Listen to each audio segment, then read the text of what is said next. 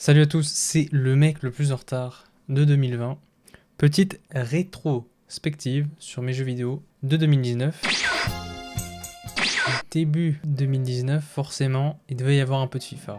Il y avait une hype sur le PSG, Mbappé, Neymar, tirage facile en Ligue des Champions. On jouerait tranquillement sur ma Play 4, je ferais des petits personnages, petite carrière, petit personnage Visconti avec 99 dans toutes les stats qui met des triplés à tous les matchs. En légende, oui, bon, c'est peut-être possible.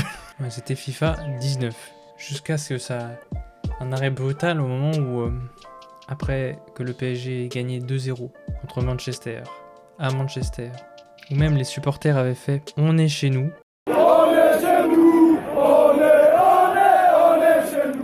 Ils ont réussi, contre l'équipe C de Manchester, à se faire éliminer à la maison. Quel match! J'étais chez moi, j'avais même pas fini mes pâtes, il y avait déjà un 0. On demande l'avis d'un professionnel.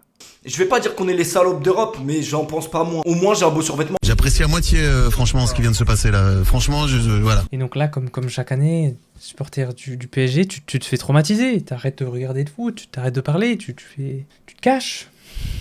T'as honte? Il y a des blessures, mais ça c'est pire que des blessures par balle. C'est des blessures qu'on aura toujours en nous. Mais là on rentre sur du kiff. F1 2018 et 2019. Donc comment j'ai découvert la F1? Le documentaire sur Netflix. Là je vais flex un accent, mais... Ouais, tu peux me donner le titre en anglais, STP? Parce que bon, pilote de leur destin, on dirait plus un épisode de 90 minutes d'enquête, alors que Drive to Survive.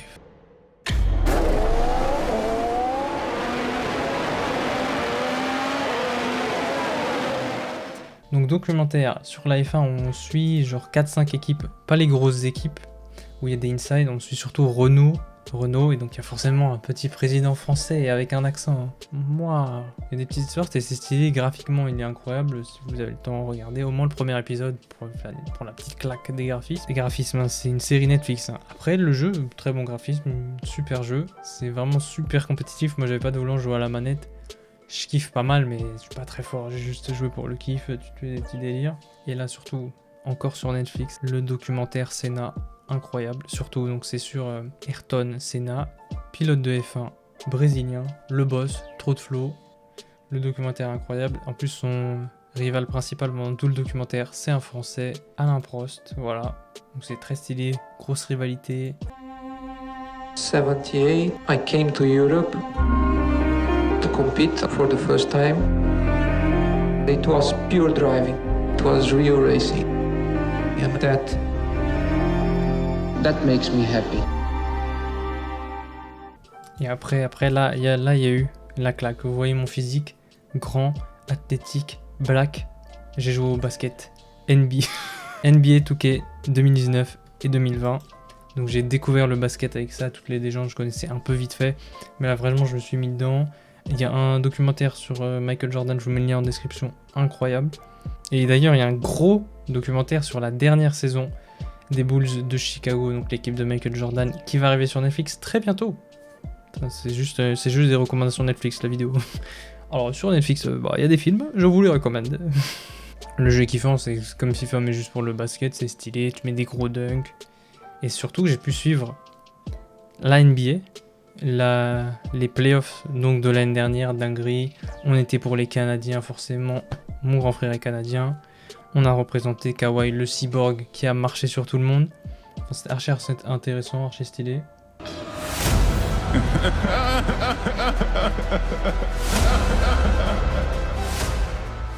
Et après, voilà. NBA, vous voyez le drapeau, qu'est-ce qui s'est passé? Bien sûr, après les vacances, l'avion décolle, on est parti aux États-Unis, en Californie. Et donc j'ai pu aussi y aller à mon premier match de basket, une dinguerie, gros match, si vous vous suivez un peu, Clippers Celtic, en Californie. Près de la Californie, il y a bien sûr Las Vegas. Et qu'est-ce qu'on fait quand on gagne à Vegas? Eh bien, on se fait le The Kiff. Elle est là. La Switch. Et oui, il y a déjà des vidéos d'ailleurs sur ma chaîne sur la Switch, mais c'était pas la mienne. C'était celle du petit ref. J'ai enfin eu ma Switch.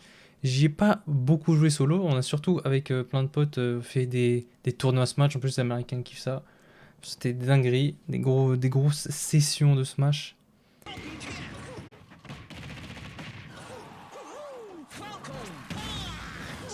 Goumage. Là c'est du goumage, Et donc dernier jeu qui était, je pense, la star de l'année, qui a fait son comeback, Minecraft. Quelle dinguerie ce jeu. Il y en a certains qui pensent que le meilleur jeu de tous les temps c'est Breath of the Wild. Pour moi c'est Minecraft. Incroyable, tu peux faire ce que tu veux. Sandbox.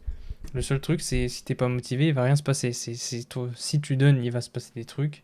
Faut se motiver tout seul. C'est important, t'apprends plein de trucs, tu peux jouer avec des gens, il y a pour tous les styles. Il y a limite du e-sport. Mais j'ai fait 2 RPG, Red Dead Redemption 2 et God of War. Les deux sont complètement incroyables. J'ai commencé à faire un peu de Skyrim, j'ai mis 20 heures pour la première fois, je me suis vraiment mis à kiffer. On a mis des mods et j'ai arrêté au moment où j'avais trop de mods, le jeu a crash et depuis j'ai pas repris. Et gros jeu qui arrive cette année, Doom Eternal. Hop. Voilà, ça, Doom Eternal, ça va soulever. Ça va être incroyable. Mais sinon, mon jeu de l'année 2020, vous l'attendiez tous, c'est le retour. C'est le retour de la Ligue. On va essayer de tout